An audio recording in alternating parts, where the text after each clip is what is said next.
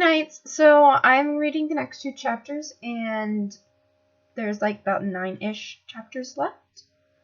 So we're getting close to the end, which is exciting because this is kind of starting to pick up in a little bit of dramatics and awesomeness, if that's even, I think that's the word, awesomeness. It's awesome sauciness. I'm getting tired, obviously. Okay, so Chapter 17, The Satan Pit. Open fire, Jefferson ordered. Jessie ran over to the comm, ducking to avoid flying bullets at the Ood. Doctor! She shouted into it. Doctor, can you hear me? Doctor! Ida, are you there? Open door, 25. Jessie dropped the mic and drew her gun from under her jacket. Scotty squeaked in surprise as she pointed at the door, but she blinked when Danny stumbled through. Whoa, he shouted, holding up his hands, and Jessie instantly snapped her gun towards the ceiling. It's me, but they're coming.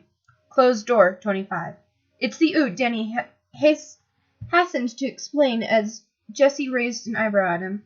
They've gone mad. How many of them? Jefferson asked, turning and blinking when he saw Jessie's gun. All of them, all 50. Danny, out of the way, he ordered, going to the door. Out of the way. But they're armed, Danny protested. It's the interface device. I don't know how, but they're using it as a weapon. Open door, 25. Jessie brought her gun up to an Ood standing by the door, and it stuck its communication globe thing into the last guard's forehead. She screamed, getting electrocuted. Jessie whipped up her gun and shot before Jefferson could, taking out the first Ood, then began unloading even more. Sealed door, 24. Jefferson began ordering. Sealed door, 23. Jefferson, what's happening down there? Zach asked. Scotty and Danny closed the door as Jefferson answered. I've got very little ammunition, sir. How about you? All I've got is a bolt gun with, all of 1 bolt. I could take out a grand total of 1 Ood, Zach snorted. Fat lot of good that is. Given the emergency, I recommend Strategy 9. Strategy 9 agreed. Right. We need to get everyone together. Bad Wolf? What about Ida and the doctor? Any word? I can't get a reply, she said, going back to the mic. Just nothing. I keep trying, but it's... No, sorry, I'm fine. She growled out as through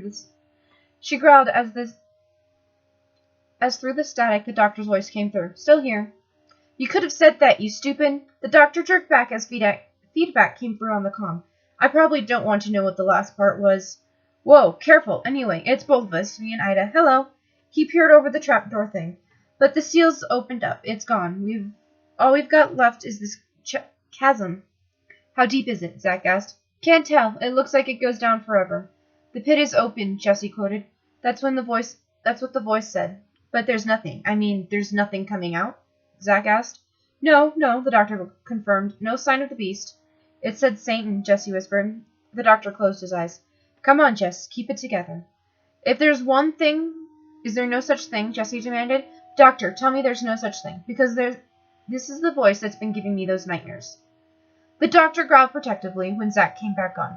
Ida, I recommend that you withdraw immediately. But we've come all this way, Ida protested. Okay, that's an order. Withdraw.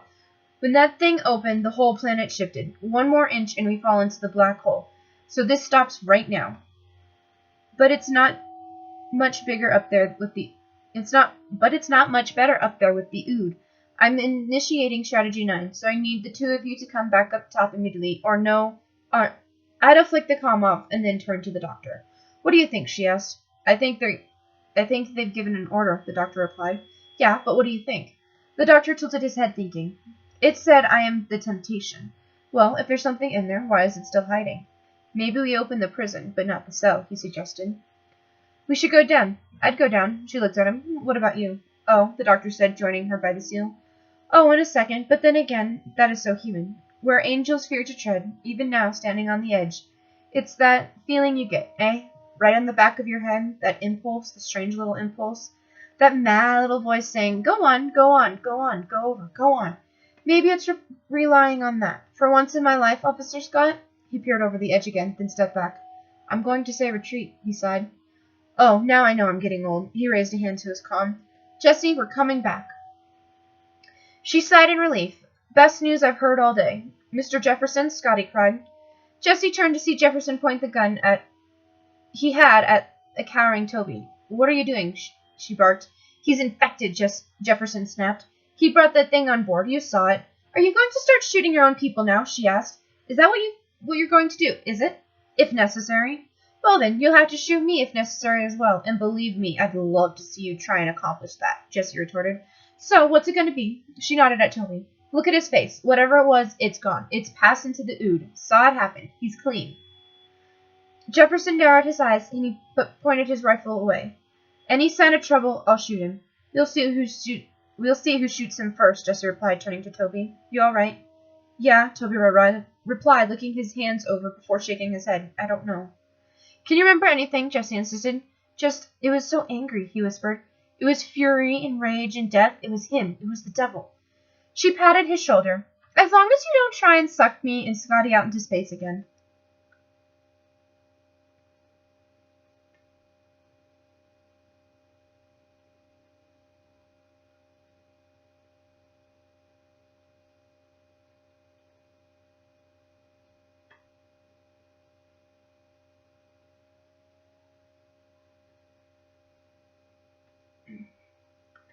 Toby gave a weak smile, and Scotty helped him up, giving him a hug. Come on.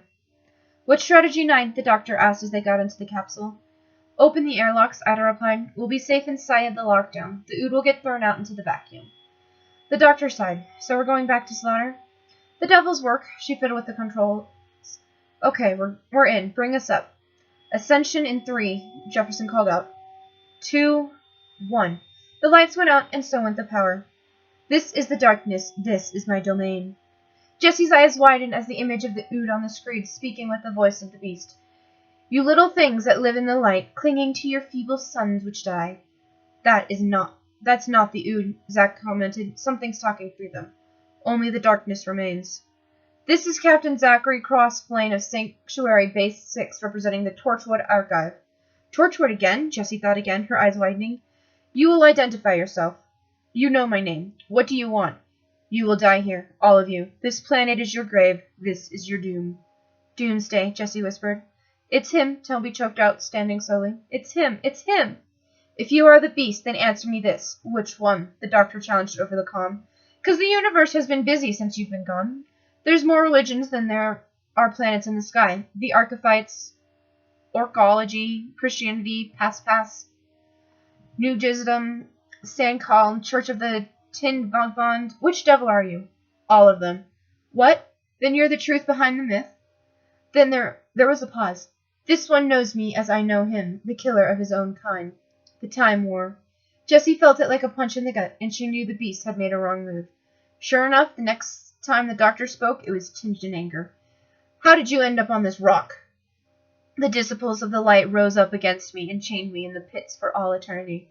When was this? Before time. What does that mean, before time?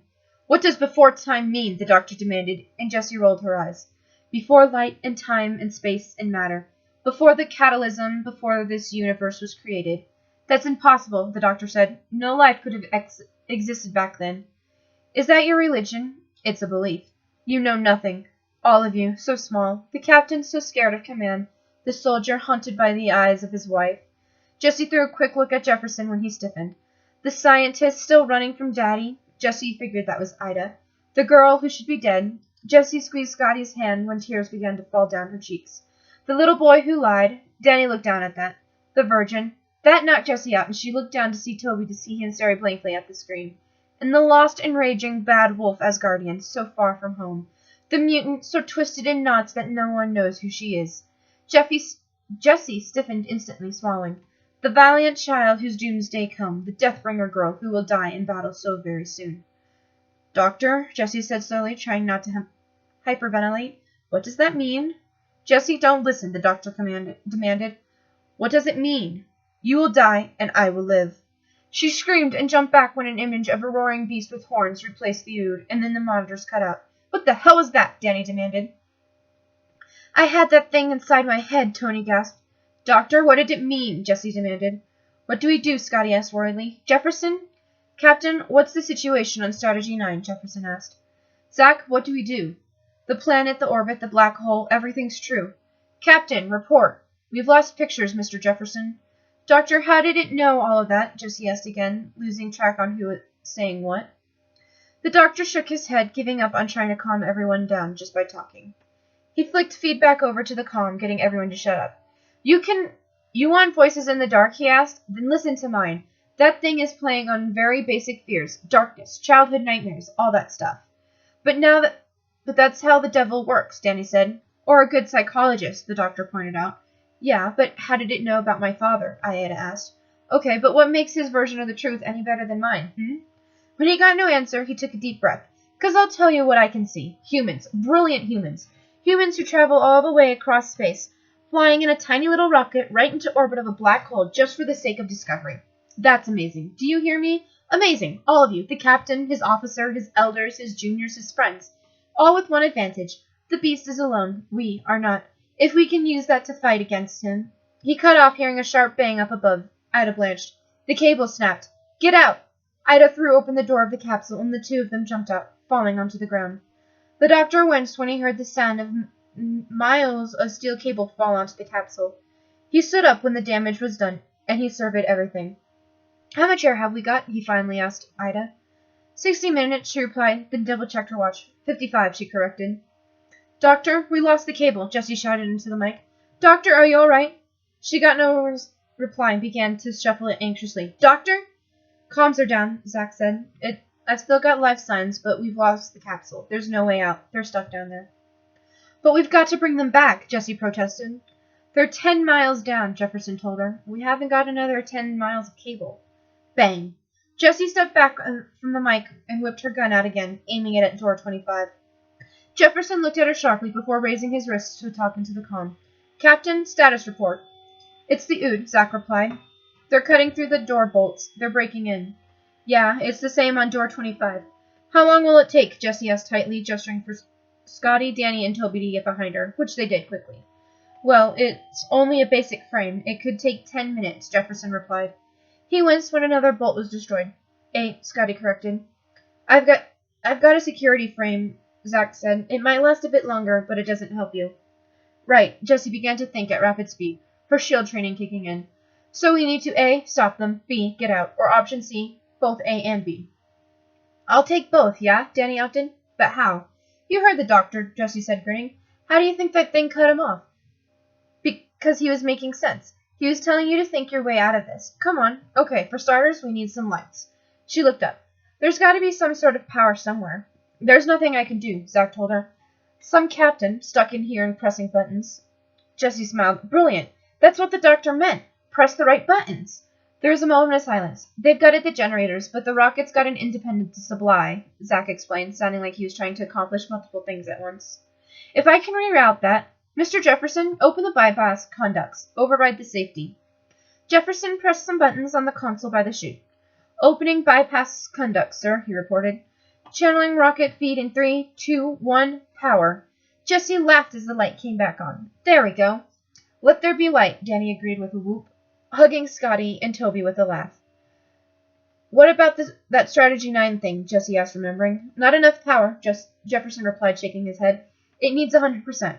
All right, Jessie said smartly, pacing. We need a way out. Zack, Mr. Jefferson, you start working on that. She turned to Toby. Toby, what about you? I'm not a shoulder, he said bitterly. I can't do anything. No, you're the archaeologist. What do you know about the pit? Well, nothing. We can't even translate the language. Right, Jessie muttered, turning to pace again. Hold on, she turned to him, seeing him think hard. Maybe. What is it? Scotty asked. Since that thing was inside my head, it's like the letters made more sense. Jessie nodded. Well, get to work. Scotty, if there's any maintenance thing that can help us, start to work on that. She nodded. As for you, Danny boy, she turned to him. You're in charge of the Ood. Any way of stopping them? Well, I don't know, he admitted. Then find out, she ordered. The sooner we get control of the base, the sooner we can get the doctor and Ida out. They stared at her as if she was speaking another language, and she made a noise of frustration. Go! Well, Ida said as she dragged the cable out from on top of the capsule. We've got all this cable. We might as well use it. The drum's disconnected. We could adapt it, feed it through. And then what? The doctor asked.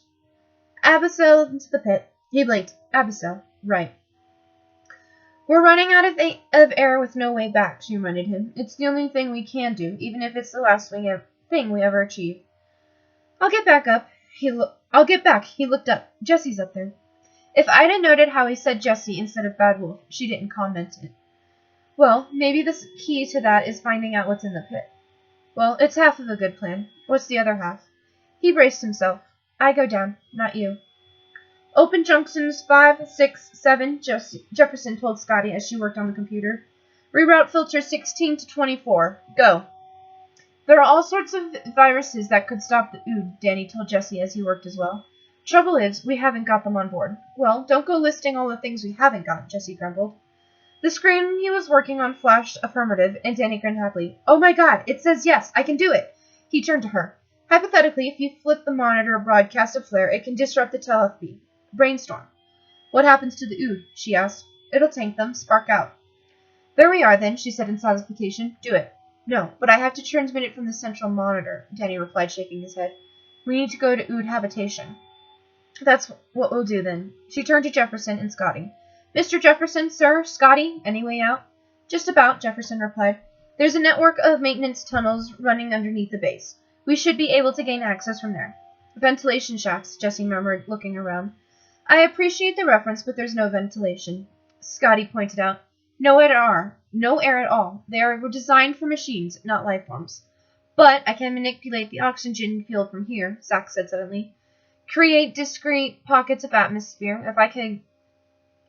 If I control it manually, I can follow you through the network. Right, Jessie said, thinking. So we go down, you make the air follow us by hand. You wanted me pressing buttons, he reminded her. Yeah, and I asked for it, she admitted. Okay, we need to get to Ood habitation. Work out a route. Scotty nodded and began working even faster.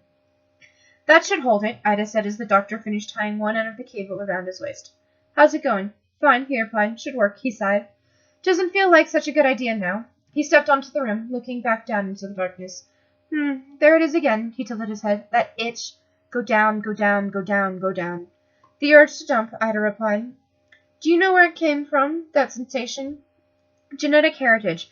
Ever since we were primitives in the trees. It's our body's way of testing us, calculating whether or not we can reach the next branch. The doctor shook his head slowly. No, that's not it. That's too kind.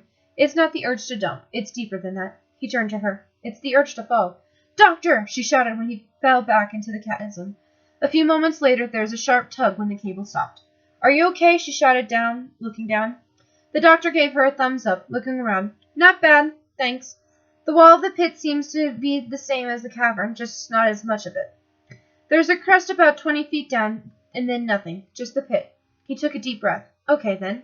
He looked up. Lower me down. Ida took a deep breath, too. Well, here we go, then. She disappeared, and the doctor began to go deeper into the pit. Jessie worked on the ventilation shaft with Scotty, looking up at Danny, who was working on the computer still. Danny! Hold on, he shouted back. Just confirming. Dan, we've got to go now. Come on, Jefferson ordered. Danny grinned. Yeah, he took a chip out of the machine and ran to join them. Put that in the monitor, and it's a bad time to be an Ood. We're coming back, Jessie told them all as they crowded around the hole. Have you got that? We're coming back to this room, and we're getting the doctor and Ida out. Okay, Jefferson looked at Danny. Danny, you go first, then you, Scotty, then you, Miss. Call me Bad Wolf, Jessie said firmly. Jefferson nodded. Then you, Bad Wolf, then Toby. I'll go last in defensive position. Now come on, quick as you can. Danny dropped through the hole, followed by Scotty. Jessie waited a moment, then nimbly fell through. She wrinkled her nose as she bent down. God, it stinks, she commented as Toby came in. Are you all right? Yeah, I'm laughing, Danny commented as Jefferson climbed down. Which way do we go? Just keep going straight ahead, Zack replied. Keep going until I say so. Jefferson fitted the hatch back, and Jessie crawled behind Scotty and Danny. Scotty tilted her head. Not your best angle, Danny, she commented. Danny threw a scowl at her. Oi, stop it. I don't know, Toby said thoughtfully. Could be worse. Jessie looked over her shoulder to see him looking at her. Hey, she snapped. Straight on until you get junction 7.1. Keep breathing. I'm feeding you air. Jessie could feel it around her, and she sighed in relief. I've got you. Danny stopped at an intersection. We're at 7.1, sir. Okay, I've got you. I'm just aerating the next section. Getting kind of cramped, sir, Danny said as Jefferson caught up. Can't you hurry up? I'm working on half power here. Stop complaining, Jefferson grumbled. Mr. Jefferson says to stop complaining, Jessie told Danny. He rolled his eyes. I heard. Jessie looked over her shoulder to Jefferson. He heard, she said helpfully. But the air's getting a bit thin, Toby added. He's complaining now, Jessie told Jefferson. Jessie gave her a look. I heard. Scotty sniffed a little, then made a face. Danny, is that you? I'm not exactly happy, Danny ground out. I'm just moving the air, Zack told him. I've got to oxygenate the next section. Now keep calm or it's going to feel worse. There was a sharp bang somewhere, and Jessie looked around. What was that? Danny asked. Mr. Jefferson, what was that? Scotty asked. What's that noise? Toby put in. Captain, what was that? Jefferson asked.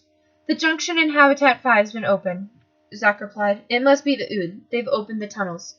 Damn, Jessie muttered. Well, open the gate, Danny said. I've got to air it in, Zack protested. Just open it, sir. Where are they? Jessie asked, reaching for the gun on her hip. Are they close? I don't know. I can't tell, Zack answered. I can't see them. The computer doesn't recognize Ood as proper life forms. Whose idea was that? Jessie asked incredulously. Open the gate, Danny exclaimed. The door to the next section slid up, and Danny led the way through. Danny, turn left, Zack ordered. Immediate left. The Ood, sir, Jefferson said. Can't you trap them? Cut off the air? Not without cutting off yours, Zack replied as they kept crawling. Danny, turn right. Go right. Danny did. Go fast, Dan. They're going to catch up. Jessie looked over her shoulder, then drew her gun. You guys keep moving. You can't stop, Jefferson protested. If I get cut off, then I can still make it through, Jessie said. This is my job. So's mine. That shut Jefferson up as Jessie cocked her gun. Your job is to protect your friends. Mine's currently down in the pit with Ida. He's doing his job. It's my turn to do mine. Get going. Everyone stared at her, then began to keep moving. Jessie pressed herself against the walls of the tunnel. They began shooting when she saw the Ood. Alien after alien fell. 8.2, she heard Danny shout. Open 8.2. Zack, open 8.2. I've got to aerate it, Zack replied. Jessie gritted her teeth, gripping one of her taser discs and throwing it down the way. It electrocuted the lead Ood, buying more time. Hurry it up down there. Bad Wolf, I've got to open 8.2 by closing 8.1. She listened to Zack as she kept electrocuting more Ood. You've got to get past the junction. Now move. Copy, she replied, switching to crawl around the corner. That's it, she heard Danny up ahead. Come on. Danny, turn left and head for 9.2, Zack ordered. That's the last one. Bad Wolf, you got to move fast. Faster. Move. Jessie, Scotty cried out, using her real name. Keep going, Toby shouted. Jessie stopped short when the door stood closed in front of her. She took a deep breath, backing up a little, then sent a blast of fire down the corridor. She heard the startled cries of the Ood, then swiftly crawled through the door the best she could. Danny, Toby, Scotty, and Jefferson cried out in surprise as she joined them. She took a deep breath, then gave a small smirk. Well, she asked, are we going or not? Opening 9.2, Zack announced. Jessie gasped when an Ood was revealed behind the door. Lower 9.2, she called out, the Ood beginning to crawl towards them. Hurry, Zack. Back, Danny called. Back, back. We can't go back, Scotty protested. The gang point sealed off. We're stuck, Jefferson confirmed. Jessie growled, looking up. Oh, not in my book. She stood, facing herself through the grating and pulling herself up. Grab my hands, come on. Danny took hers, and she pulled him through the grating. Scotty was next, then Mr. Jefferson. Toby, come on. Toby, get out of there. Come on. Toby grabbed her hands, and she pulled him up as well. It's this way, Danny said, beginning to run. Hurry it up, Zack called from over the comm. Jessie didn't wait to open the door. She grabbed Danny's arm, then Jefferson's, who grabbed onto Scotty and Toby. She phased them through the door, then looked at Danny. Get it in. Danny made it to the computer and began fumbling through the pockets. Danny, get down, Jefferson ordered, raising his gun as more Ood began walking up the stairs. Transmit, Scotty cried. I'm trying, Danny protested as he pulled out the chip. I'm getting it. Danny, get the thing transmitted, Jessie barked. Danny slid the chip into the computer, and she watched the number 100 drop to 0. The Ood stopped suddenly, clutching their heads and writhing before they finally fell. Jessie laughed, jumping up and down. You did it, she cried, hugging Danny. We did it! Yes, Danny whooped, hugging Scotty as she began to laugh. Zack, we did it, Jessie reported as everyone celebrated around her. The Ood are down. Now we've got to get to the doctor. I'm on my way, Zack replied. Jessie could tell he was smiling. The doctor tried to cover up his nervousness as he was descending by doing the one thing he did best. Talk. You get representations of the horned beast right across the universe in the myths and legends of a million worlds, he babbled. Earth, Dracana, Velkoncine, Dames. The carving on the wall, it's the same image, over and over again. Maybe the idea came from somewhere, bleeding through. The thought at the back of every sentient mind. Emanating from here? Ida asked. Could be. But if this is the original, does that make it real? The doctor thought. Does that make it the actual devil, though? The doctor was tempted to say no, but then he thought about the nightmares Jessie had. She said it was the same voice. He shook his head. Well, if that's what you want to believe, he settled for. Maybe that's what the devil is, in the end, an idea. He jerked to a stop, and he looked around. End of the line, he guessed, swallowing when he saw there was still darkness below. That's it, Ida called down. That's all we've got. You got any sort of readout? Nothing, he reported, peering underneath him. Could be miles to go, yet. He swallowed again. Or it could be 30 feet. No way of telling, he thought. I could survive 30 feet. Oh, no you don't, she instantly shouted. I'm pulling you back up. The cable began to reel up, but the doctor made a noise of frustration and stopped it on his side. What are you doing? Ida shouted down. You bring me back, then we're just going to sit there and run out of air, he called up. I've got to go down. But you can't, doctor, you can't. Call it an act of faith. There was a moment of silence. But I don't want to die on my own, Ida said, more softer. The doctor closed his eyes. I know, he replied, beginning to undo the clips holding him in place. I didn't ask, he said. Have you got any sort of faith? Not really, Ida replied. I was brought up neoclassic congregational because of my mom. She chuckled, my old mom, but no, I never believed. Neoclassics, he said thoughtfully. Have they got a devil? No, not as such, just, the things that men do. Same thing in the end, the doctor muttered. What about you? The doctor stopped what he was doing, thinking. What do I believe in, he thought. I believe, he started slowly. I believe I haven't seen everything. I don't know, he chuckled. It's funny, isn't it? The things you make up, the rules. If that thing had said it come from beyond the universe, I'd believe it. But before the universe? He shook his head. Impossible. Doesn't fit my rule. Still, that's why I keep traveling, to be proved wrong. He finished with the penultimate clip. Now, the only thing left suspending him was the last clip. Thank you, Ida. Don't go, she cried. If they get back in touch, the doctor said, ignoring her. If you talk to Jessie, just tell her. He cut off with a shallow, shaking his head. Oh, she knows, he muttered, and he let the final clip go. Doctor? Jessie asked into the comm when Zack finished adjusting the connection. Are you there? Doctor? Ida? Can you hear me? Are you there? He's gone. Those 2 words made Jessie freeze. What do you mean, he's gone? She asked slowly. He fell into the pit, Ida replied, and I don't know how deep it is. Miles and miles and miles. What do you mean, he's fell? She asked. She squeaked, feeling Scotty's hand on her arm. I couldn't stop him, Ida paused. I think he said your name. He said Jessie. Jessie made a noise that sounded like a cat being strangled, and Zack took the mic from her. I'm sorry, he whispered to her. And Jefferson joined Scotty in trying to comfort her. Ida, there's no way of reaching you. No cable, no backup. You're 10 miles down. We can't get there. Ida sighed. You should see this place, Zack. It's beautiful. Well, I wanted to discover things, and here I am. We've got to abandon the base. I'm declaring this mission unsafe. All we can do is make sure no one ever comes here again. But we'll never find out what it was. Well, maybe that's the best. Yeah, she whispered. Officer Scott? It's all right, Ida interrupted. Just go. Good luck. And you, Zack replied, but then put the mic down and turned to face them. Danny, Toby, close down the feed links. Get the retro tropes online. Then all of you get to the rocket and strap yourself in. We're leaving. Jessie took a deep breath and stilled herself, turning to face them. I'm not going. What? Scotty asked sharply. Jessie, there's a space for you, Zack insisted. Jessie shook her head. No, I'm not going to wait. I'm going to wait for the doctor, just like he waited for me. I'm sorry, but he's dead. You don't know him, Jessie shouted at him. 'Cause he's not. I'm telling you, he's not. Even if he was, how could I leave him all on his own, all the way down there? She shook her head firmly, backing away. No, I'm going to stay. Zack took a deep breath. Then I apologize for this. He turned. Danny, Toby, Jefferson, make her secure. Jessie's eyes widened when the 3 moved quicker than she could tell, and while Danny and Toby took her arms, Jefferson moved to hold her around the waist. No! She shrieked, trying to scramble out of their grips. Scotty just watched in silence, tears streaming down her face. No! Let me go! Get off of me! Zack moved closer. I'm not leaving! Zack reached up to her arm and injected her with something, and she slumped, knowing there was some drug in there. No, she managed to whisper. I'm not leaving you behind, Zack stated before she fell unconscious. The doctor woke up slowly from where he landed and inhaled a little, then blinked and looked up when he realized something important. I'm breathing, he said slowly, looking at the shattered remains of his faceplate. Air cushion to support the fall. He looked up towards the top of the pit. You can breathe down here, Ida. Can you hear me, Ida? He got no reply and stood up. Beginning to walk when he heard the rumble of engines. He stopped and smiled a little. A rocket, he whispered. Jessie stirred slowly, feeling the pain in her arm where Zack had gotten her with the injection. And then she realized she was strapped into a seat. Captain, Danny asked, I think we're going to have a problem passenger. She sat bolt upright, realizing where they were. What? Keep an eye on her, Zack said from a pilot's seat. Scotty next to him as co-pilot. Wait a minute, she said, looking around.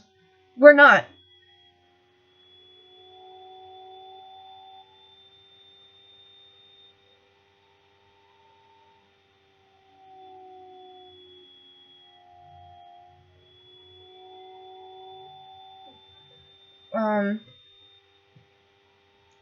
Wait a minute, she said, looking around. We're not.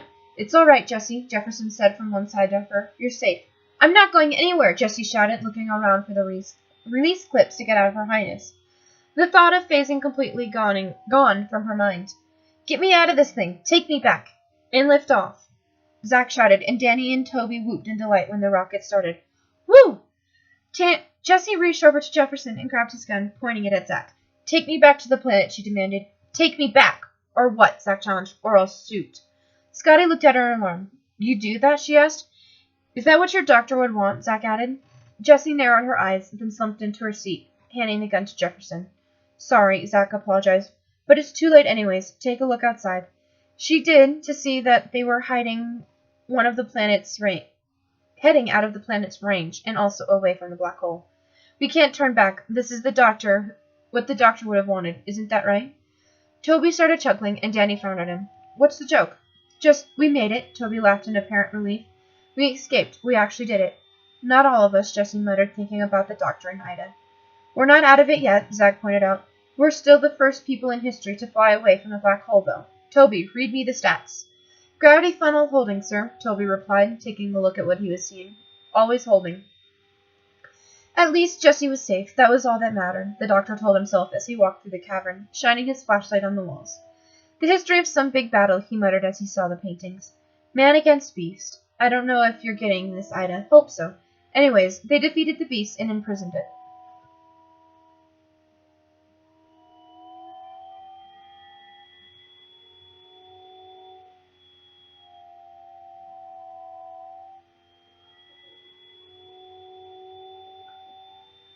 He stopped when he saw two bronze urns on pedestals in the center. Then he slowly turned to shine the light on the two matching urns painted on the wall. Or maybe that's the key, he muttered. He walked over and touched one, then swallowed when both lit up, and he looked up. Or the gate. Or the bars. The massive horned creature that had once been sleeping woke and looked at him. It roared and shook, but it was chained by horns and limbs on the other walls. Okay, the doctor shouted. I accept that you exist. I don't have to accept what you are, but you're a physical existence. I'll give you that. But I don't understand. I was expected down here. I was given a safe landing in air. You need for something. What for? The beast just kept roaring at her. Have I got to, I don't know, beg an audience? Or is there a ritual, some sort of incantations, or summons, or spells? All these things I don't believe in, are they real? The beast kept on roaring, and the doctor bristled in anger. Speak to me! Tell me! The beast kept roaring, and the doctor's eyes lit up in realization. Maybe. You won't talk, he said, thinking. Or you can't talk. The beast roared even louder, and the doctor knew he had it right. Oh, hold on a minute. Wait a minute. Just let me... Oh. He frowned, still thinking. No, yes, no. He shook his head, holding up a finger. Think it through. You spoke before. I heard your voice. An intelligent voice. No, more than that. Brilliant. He tilted his head. But look at you now. All I can see is beast. The animal. Just the body. You're just the beast, the physical form. He leaned forward. What's happened to your mind, Where's it gone? Where's the intelligent? He cut off shortly, and his eyes widened. No. Oh, no. The beast roared in laughter, and the doctor shook his head. Toby, he still got it. He fiercely began to think. You're in prison, long time ago, before the universe, after, sideways, in between, doesn't matter. The prison is perfect. It's absolute. It's eternal. He thought of something, and then he grinned. Oh, yes. Open the prison, the gravity field collapses. The planet falls into the black hole. You escape. You die. Brilliant. He pointed at the beast. But that's just the body. The body is trapped, that's all. The devil is an idea. In all those civilizations, just an idea. But an idea is hard to kill. An idea could escape. The mind of the great beast. The mind can escape. Everything clicked, and the doctor nodded fiercely. Oh, but that's it. You didn't give me air. Your jailers did. They set this up all those years ago. They need me alive, because if you're escaping, then I've got to stop you. He picked up a rock big enough to smash through the urns. If I destroy your prison, your body is destroyed, your mind with it. He raised the rock, and abruptly something else clicked, and he froze. The planet gets destroyed, the gravity field gets destroyed. The rocket hasn't made it out of the gravity field, and that means... But then, you're clever enough to use this whole system against me, he whispered, looking down at the rock in his hand. If I destroy this planet, I destroy the gravity field, the rocket. The rocket loses protection and falls into the black hole. He swallows, turning to face the beast. I have to sacrifice Jessie. The beast roared in laughter even louder. Stats at 53, Toby reposted as Jessie sat, her chin in her hand. Funnel stable at 66%, 66.5, hull pressure constant, smooth as we can, sir, all the way back home, coordinates set for planet Earth. We're going home, Scotty whispered happily. We're actually going home. Something occurred to Jessie, and she raised her head a little. Hold on, this doesn't make sense. We escaped, but there's 1,000 ways it could have killed us. It could have ripped out the air, or burnt us, or something like that. It let us go. Why? She froze, the next thought coming to her, and freezing her blood. Unless it wanted us to escape. Hey, Bad Wolf, do us a favor, Toby glared at her. Shut up. Jessie narrowed her eyes at him, and Jefferson looked at him as well, as Toby went back to what he was doing, as if he'd never said those words. Almost there. We'll be beyond the reach of the black hole in 39. So that's the trap, the doctor said, walking away from the urn. Or the test, or the final judgment. I don't know. But if I kill you, I kill her. The beast kept laughing, but he shook his head. Kip, that impulse is in the big grand scheme of gods and devils that she's just a victim. He shook his head again, making his final decision about not only what to do, but what he believed in. But I've seen a lot of this universe. I've seen fake gods and bad gods and demigods and would-be gods, and out of all of that, out of the whole platoon, I believe in one thing, just one thing. He held up the rock. I believe in her. He smashed both of the urns, and he felt the planet begin to shake underneath his feet, and the beast roared at him, the loudest ever. This is your freedom, the doctor shouted at it. Free to die. You're going into that black hole, and I'm riding with you. Jessie got a grip on the seat she was in when the rocket began to shake. What happened? Danny shouted. What was that? What's he doing? Toby yelled. What is he doing? We've lost the funnel, Zack said tensely, looking at the readouts in front of him. Gravity collapse. What's that mean? Jessie asked. We can't escape, Scotty replied, panicked. We're headed straight for the black hole. Jessie looked out of the windows of the rocket. It's the planet, she said, pointing where she saw the planet head for the black hole. The planet's moving. It's falling. She turned again and screamed, startled when she saw Toby covered in the black symbols, glaring at her with red eyes. I am the rage, he snarled. It's Toby, Jessie shrieked. Zack, do something. In the biome, the ferocity. Just do something. Jefferson was scrambling for his gun and sat down beside him. I am the prince and the fall and the enemy, Toby continued with the entity of the beast. I am the sin and the fear and the darkness. It's him, Danny cried out in fear. It's him! It's him! Stay where you are, Zack ordered. The ship's not stable. Jessie shrieked when fire came out of Toby's mouth. What is he? Scotty yelped. What the hell is he? I shall never die, Toby declared. The thought of me is forever in the bleeding hearts of men, in their vanity and obsession and lust. At that, Jessie finally snapped into action. She reached through her seat and fumbled for Jefferson's gun and managed to grab it, pulling it back by her. Nothing shall ever destroy me, Tony finished. Nothing. Jessie aimed at the window. Go to hell, she spat darkly, firing.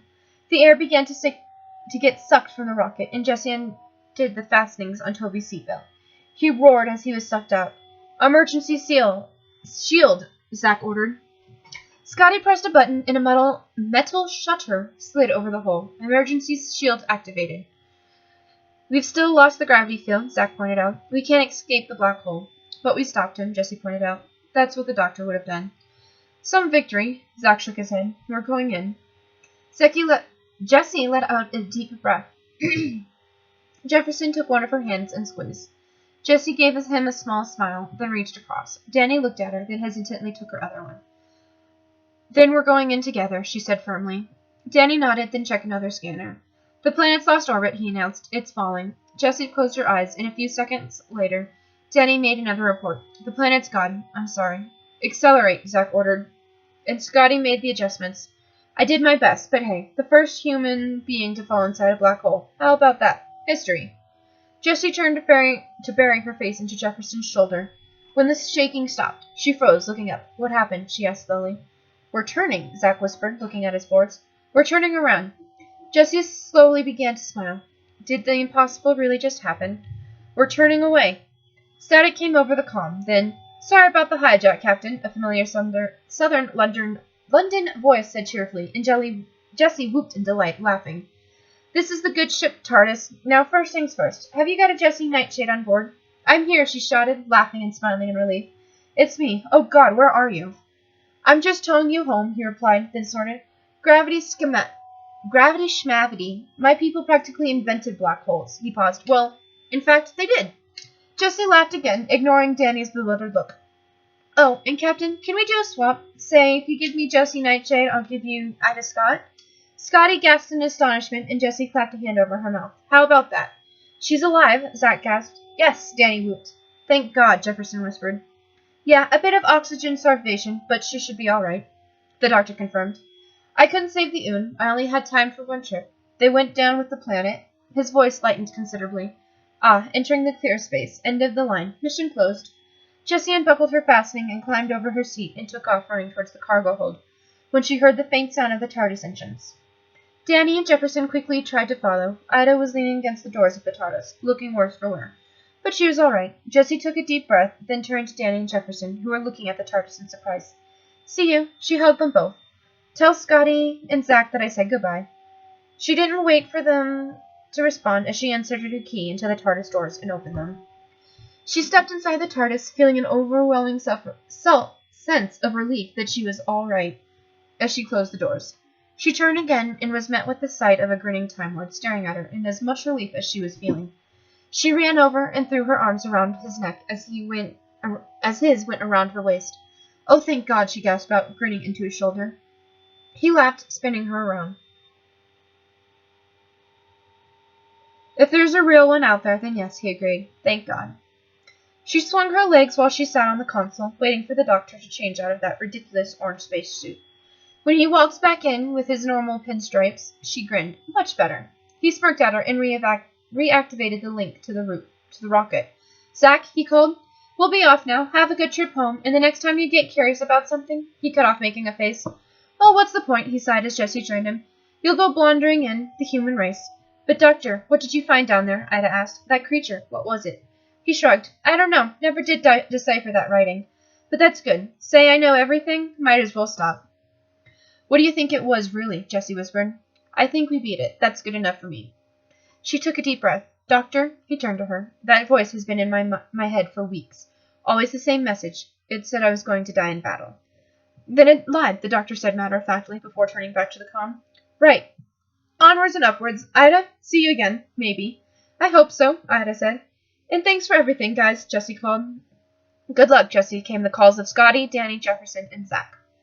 "Hang on, though, Doctor," Ida interrupted. "Bad Wolf, or whatever your name really is. You never really said. You two, who are you?"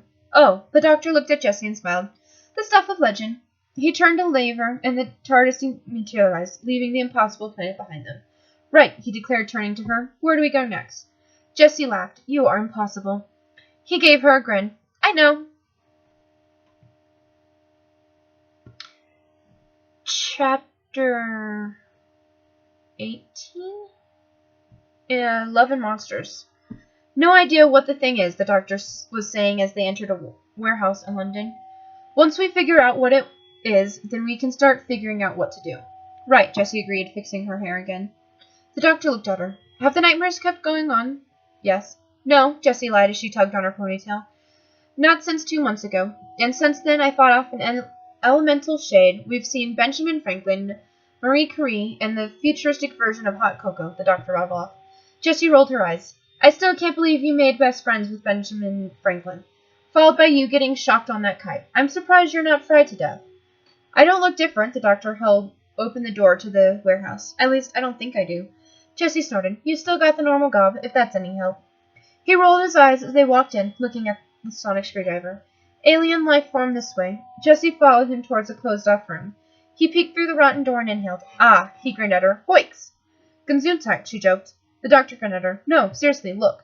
Jessie stood on her toes to match his height, and she made a face at the reptilian alien with loads of teeth sleeping. "Hoiks!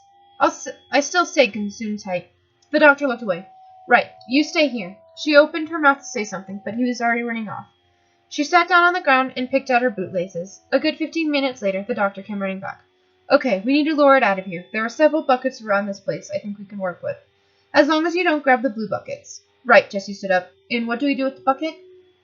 Pour its contents all over the Hoyks.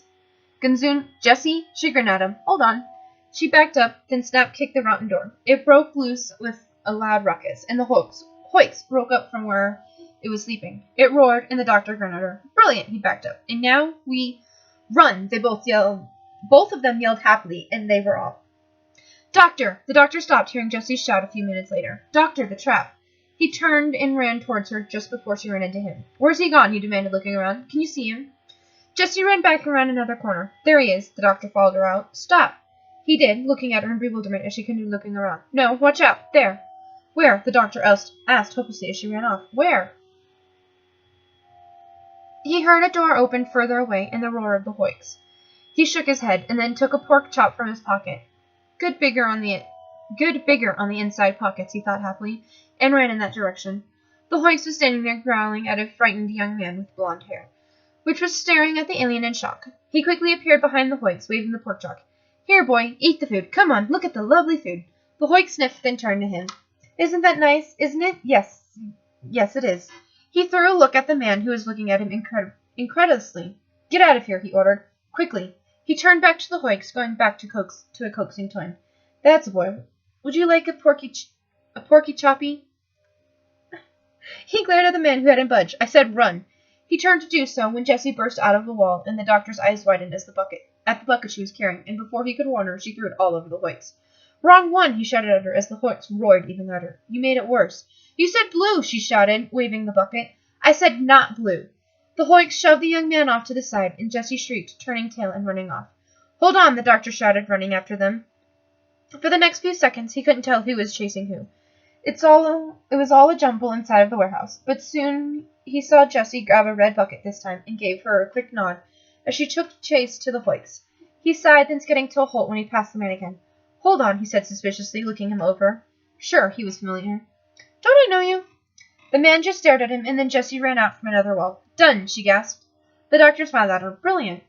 They ran out for the TARDIS without another look behind them. Idiot, Jessie shouted only a few hours later as they ran yet again, but this time from Trojans. Why did you have to say how much you admired our Achilles? I didn't know they were Trojans, the doctor protested, dodging another spear down at them. How could you miss the fact they were Trojans? They didn't have the horse. Jessie ran inside the TARDIS, and the doctor closed the door behind them. Okay, you're taking me to London right now so I can cool down. The doctor nodded and headed for the console. Got it. Ice cream on me, then? You still owe me for the chips we got after the end of the world. The doctor made a face. I'll pay that up eventually. He flipped a lever. Here we go. Jessie held onto the coral structures as the TARDIS jerked around, then fell silent a few seconds later. Here we go. The doctor announced cheerfully. London, England, June 2014. You better have that right, Jessie warned him, grabbing her backpack and opening the door to the TARDIS. She breathed in the smell of London. That part's right. At least. She walked over to the newspaper stand looking at the date. June 17th, 2014. 2 weeks after the Hoyks. She smiled at the doctor as he walked over. You got it right. Haagen-Dazs this way, the doctor announced, taking her arm and dropping her off. Jessie laughed and followed, checking her phone. Haagen-Dazs, huh? Of course. The doctor looked at her in shock. Don't tell me you've never been to one. I've been busy. The doctor shook his head. This is a mandatory. Before I do anything else, you are getting Haagen-Dazs. Jessie laughed as he ran, dragging her with him. She saw the ice cream shop logo overhead, and the doctor pulled her inside. All right, you got me in here. What am I getting? The doctor promptly walked up to the cashier. 1 medium Belgian chocolate and 1 medium chocolate midnight cookies. Jessie found a seat outside and pulled out her tablet, flicking through recent S.H.I.E.L.D. news. Hydra agents are still being found was the first thing she saw, and frowning, she opened the file.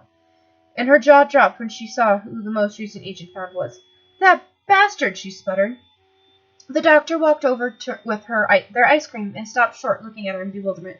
What did I do? He asked in surprise. Jessie looked up startled, then shook her head. Oh, not you. She took the Belgian chocolate he handed her and took a spoon, too. Agent Garrett's been confirmed as a Hydra operative.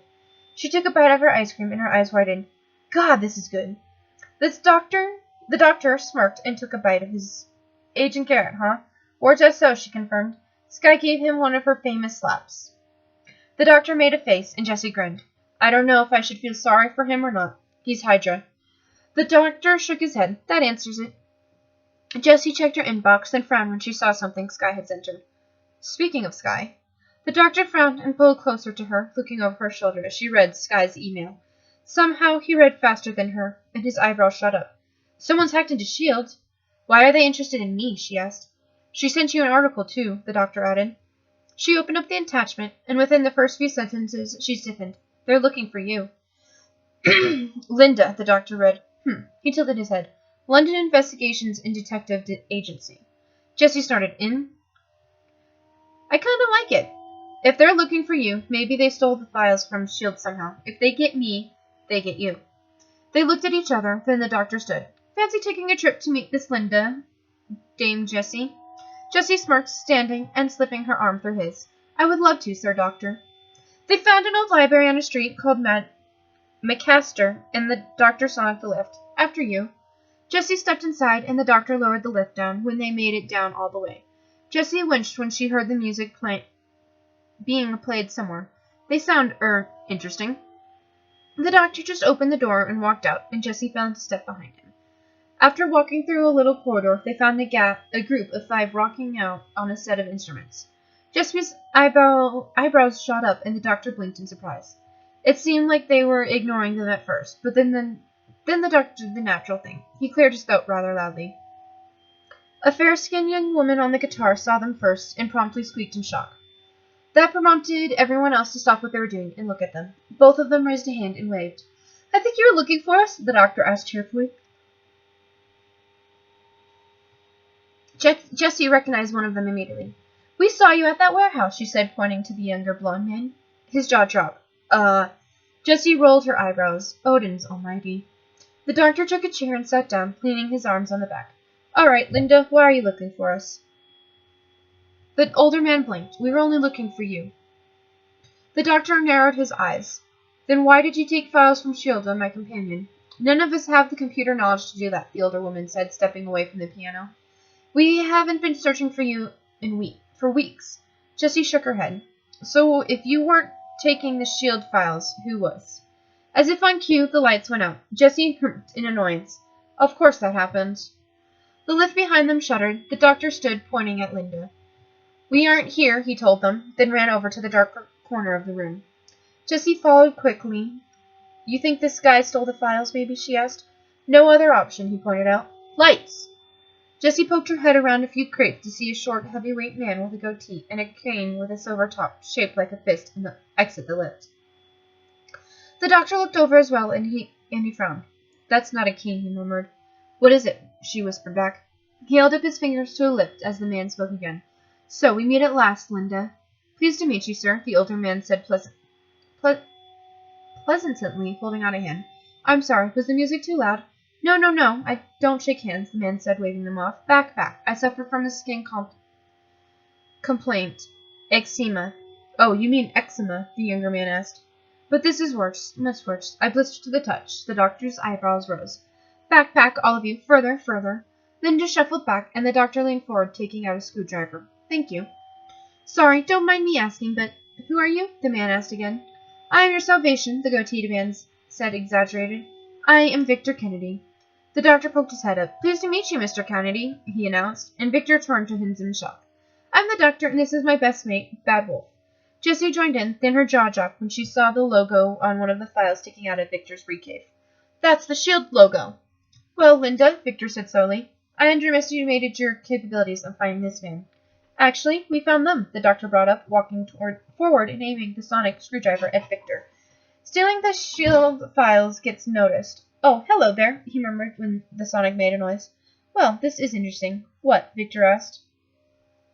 The doctor held up his sonic. You, he said simply. I mean, sure, we've seen things that look normal, and you look as normal as they come. But you have to get a very nice shimmer shield on you. I beg your pardon? See? The doctor aimed the sonic screwdriver. Shimmer.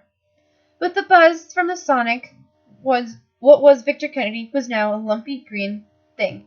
Jessie put a hand over her mouth and gagged. Oh my God. You're a thing, the girl with spectacles gasped, and the young man pulled her away. A thing? Victor snorted. This thing is my true form. Better that than the crude pink shape you call a body. Interesting, the doctor said yet again, inspecting him.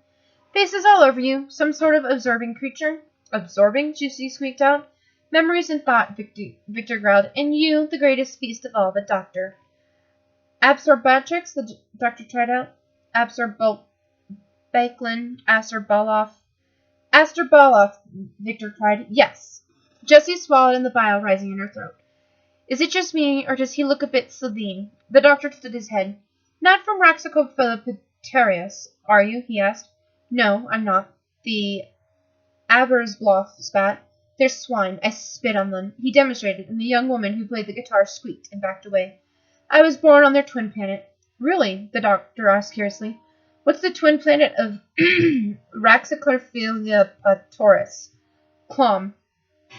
Jessie snorted loudly, and the doctor raised an eyebrow. Clom, he repeated incredulously.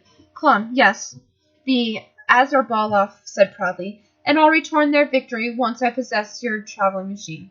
Well, that's never going to happen, the doctor stated matter-of-factly. Oh, it will. You'll surrender yourself to me, doctor. The Azerbaloff brought its cane up and used it to slam the young blonde man to the floor. And the girl with the spectacles cried out, but the older man stopped him from running forward.